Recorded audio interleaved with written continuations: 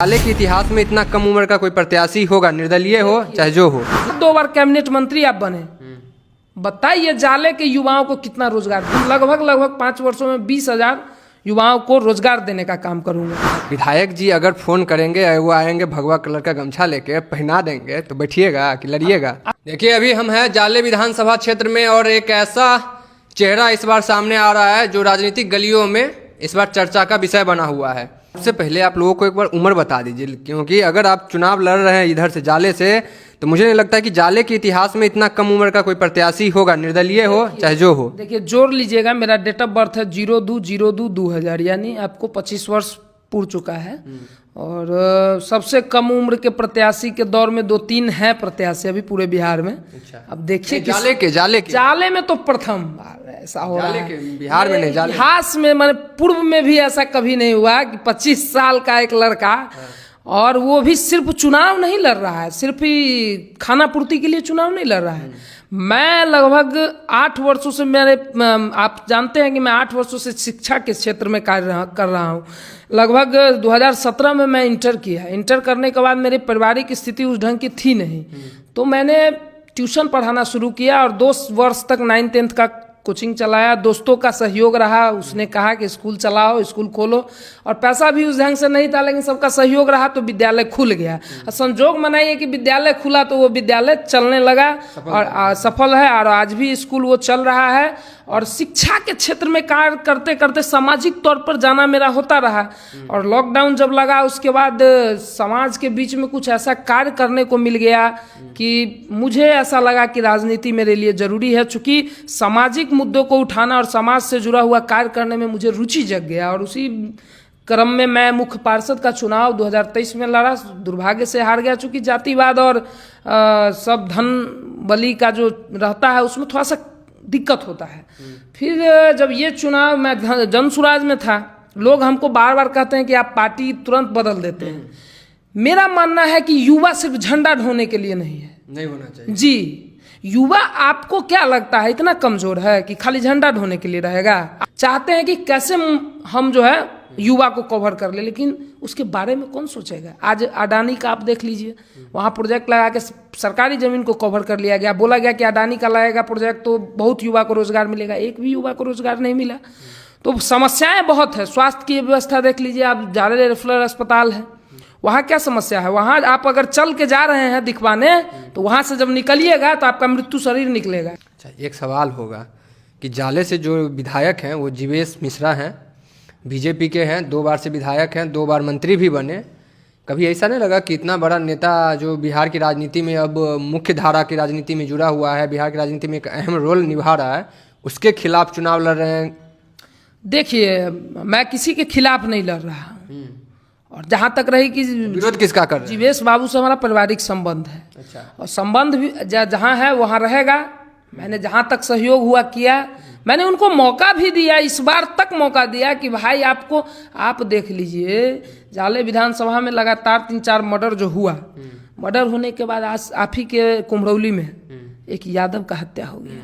मैंने कहा कि भैया इस पर आप लोग देखिए, आज तक उस पर उद्बोधन नहीं हुआ। और उद्बोधन तो छोड़िए, कम से कम सहयोग तो दीजिए। आप सहयोग भी नहीं दिए। 4-4 लाख रुपए आप ही के क्या कहते चनुआ टोल में एक एक्सीडेंट से मर गया बेचारा, उसको कोई नहीं है। मैं बार बार विधायक जी को बोला, अहीं करवा दियो नहीं, हम केना करवा देवे? पद पर अहाँ छिए, हम केना करवा देवे? विधायक जी बोले ही बात जी, मैं कैमरे पे कह रहा हूँ। अच्छा। तो कहने का मतलब जब तक हम आपके लिए थे, क्यों थे कि आप सहयोग करते थे, ऐसा नहीं है नहीं करते थे, लेकिन जब आपने सहयोग छोड़ा, मैं उसी दिन आपका साथ छोड़ दिया। क्यों? क्योंकि हम जनता के बीच में हैं। जनता अगर मुझे जो कहेगी उसके लिए हमको करना पड़ेगा। तो आप जब नहीं करिएगा तो हमको तो खुद आना पड़ेगा। तो इसी निर्णय के साथ मैंने चुनाव लड़ने का निर्णय लिया। और मुझे किसी भी व्यक्तिगत तौर पर किसी लोगों से कोई भी हमको दुश्मनी नहीं। मुद्दा क्या है चुनाव लड़ने का? मेरा प्रथम मुद्दा यही है कि मैं 5 वर्षों में, 5 वर्ष जो टर्म कंडीशन है, टर्म है जो 5 वर्ष विधायक का, उसमें मैं हर एक 6 महीना पे पंचायत से लेकर नगर पंचायत से लेकर नगर परिषद में हर 6 महीने पे मैं जॉब कैंप लगाऊंगा विभिन्न कंपनियों का। ये मेरा प्रथम कार्य रहेगा, जिसमें हम लगभग 5 वर्षों में 20,000 युवाओं को रोजगार देने का काम करूंगा। 5 वर्ष में 5 वर्ष में 20,000 जो बोल रहा हूं वही करूंगा। ठीक है। दूसरी 1500 ऐसे छोटे लघु उद्योग को लगाऊंगा जो एक परिवार से स्टार्ट हो, घर से स्टार्ट हो सकता है। जैसे अचार का फैक्ट्री हो गया, सिलाई का काम हो गया महिलाओं के लिए।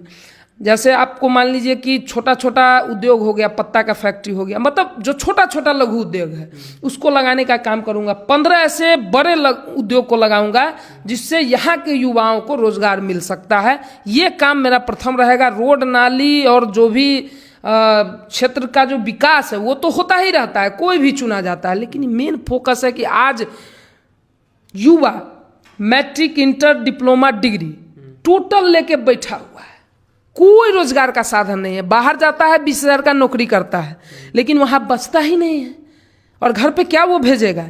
तो हम चाहते हैं कि कम से कम जिला के अंदर, दरभंगा जो हमारा जिला है, जिला के अंदर ऐसा हो कि कम से कम युवाओं को रोजगार यहीं मिले, ताकि वो घर से रह के अपने माता पिता को सेवा भी करे और साथ साथ अपना रोजगार भी करे और घर के साथ रहे। अरे देखते हैं सालों साल तक युवा रह जाता है बाहर, उसे ये भी नहीं पता है कि गांव में जो है हम क्या गांव का जीवन होता है।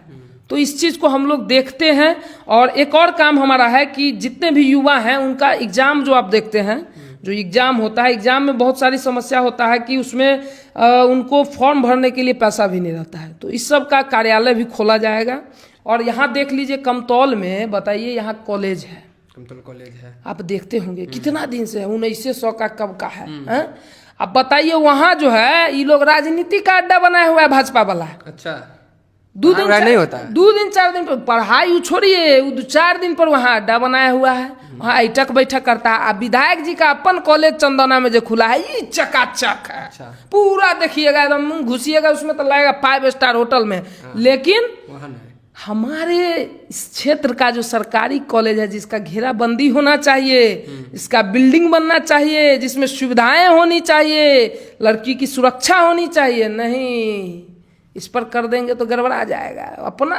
अपना प्राइवेट कॉलेज कैसे चमके, फिर बीएड कॉलेज कैसे खुले। अच्छा। लेकिन यहाँ का नहीं हुआ। संस्कृत कॉलेज आपके यहाँ है, अहिल्या स्थान में, जानते हैं कितना अच्छा है, लेकिन उसको कैसे बढ़ाया जाए इस पर आज तक संस्कृत बोर्ड के उनके अध्यक्ष सब हैं, कौन झा जी सब, मृत्युंजय झा है ना, लेकिन आज तक उस पर विचार विमर्श नहीं है कि कैसे उसको डेवलप किया जाए, कैसे बढ़ाया जाए। आप देख लीजिए काजी अहमद जो है डिग्री कॉलेज, कितना लंबा चौड़ा है, वहां नड्डा जी आ गए बीच में, लेकिन बस प्रचार करने आते हैं।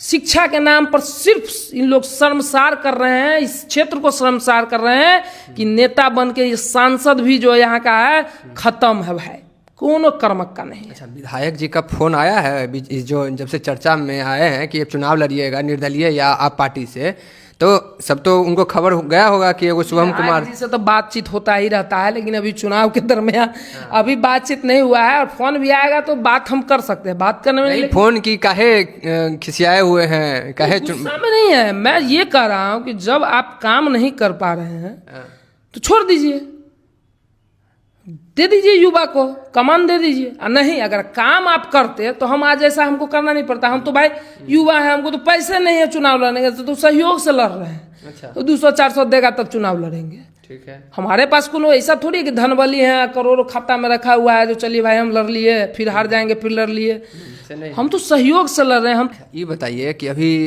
पूरा माहौल बन गया है, चुनाव नज़दीक है, अब 1 महीना भी नहीं बचा।